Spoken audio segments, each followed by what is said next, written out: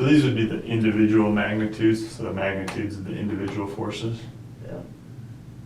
So what it's saying is that if you add up all of these, it'll give you the magnitude of your net force.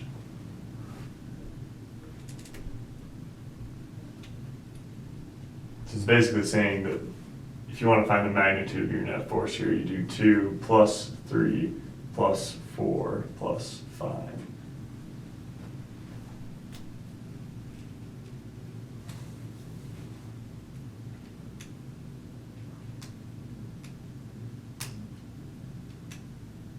False. Yeah. Because you know your net force is going to actually be something, it'll be pretty small, probably be kind of pointing this direction. Just because these ones cancel each other out. Right. And some of them you have to do trig functions with and that kind of thing.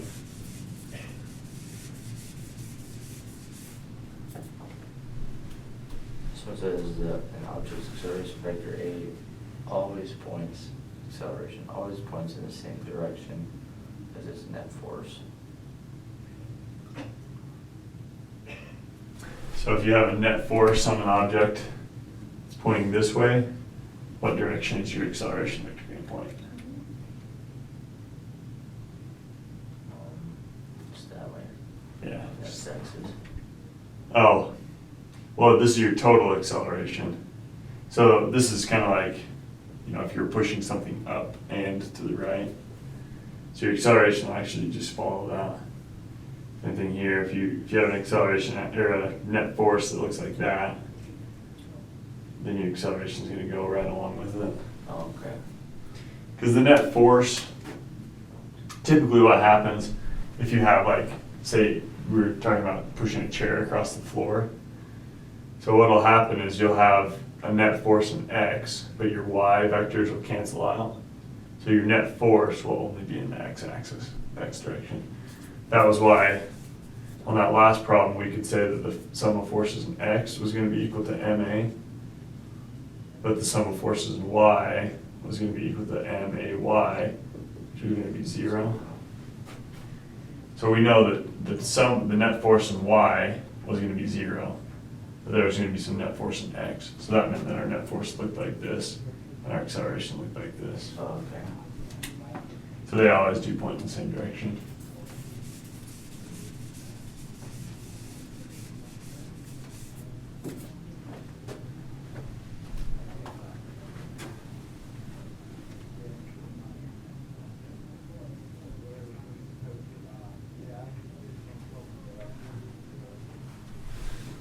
There's a single force with an x component, f of x on a 500-gram object. It moves along the x-axis object acceleration graph. Versus t is shown in the feet graph of x versus t.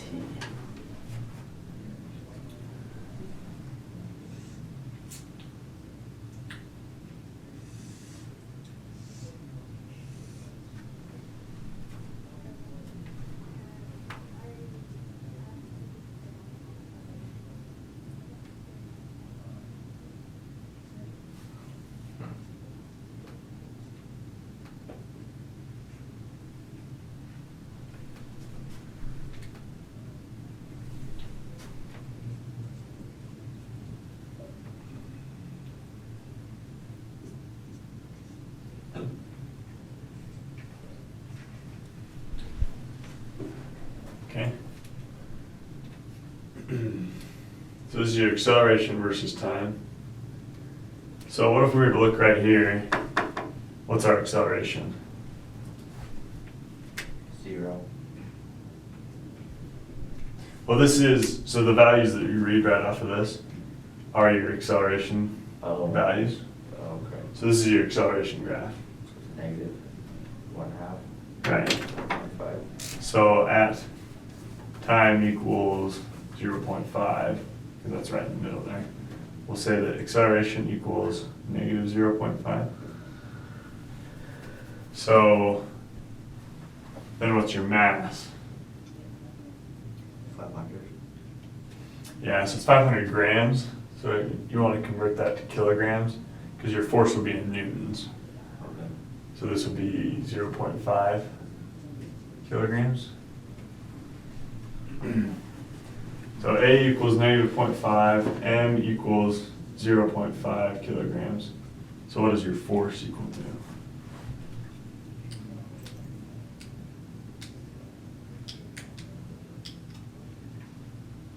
Zero. Okay. Do times negative 0.5 to 5. Mm-hmm. So force equals MA equals 0.5 times negative 0.5. So your force is going to be equal to 0.25, negative 0.25. Yeah. So you could even come right here and say that this was your force. It's going to look something like that.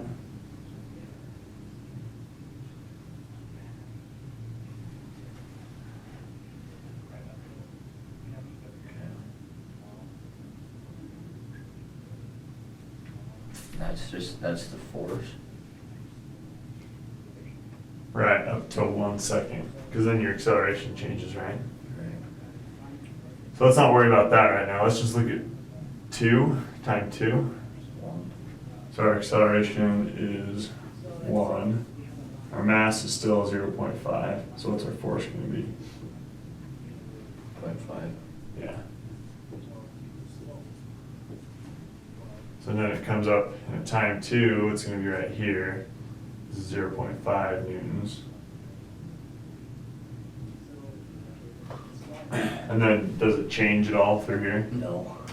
It's going to stay exactly the same until it reaches 3 seconds.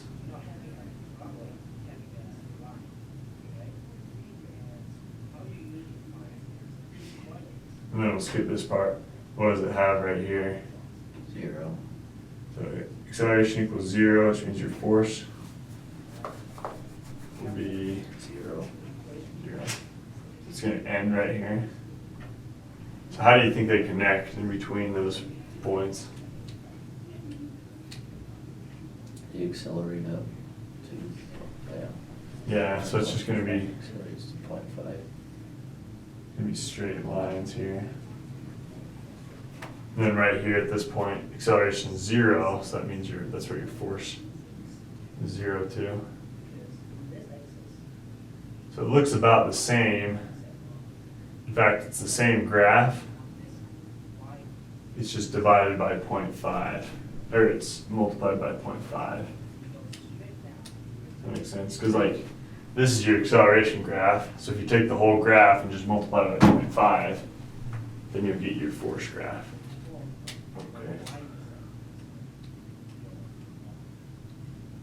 So we know kilograms and grams goes in our newtons, right? Is that what?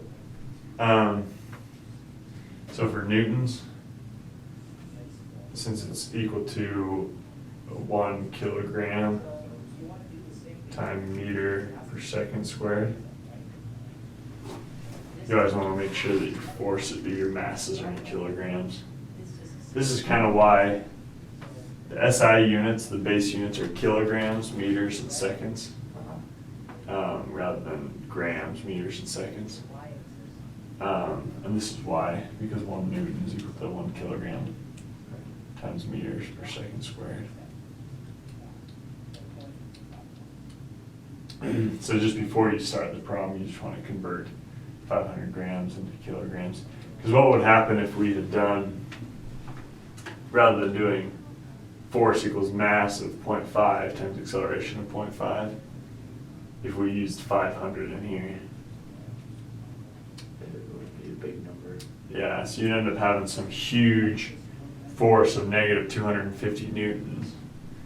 The negative 250 newtons, you're pushing something that weighs half a kilogram. It's going to go a lot faster than negative 0.5 meters per second squared.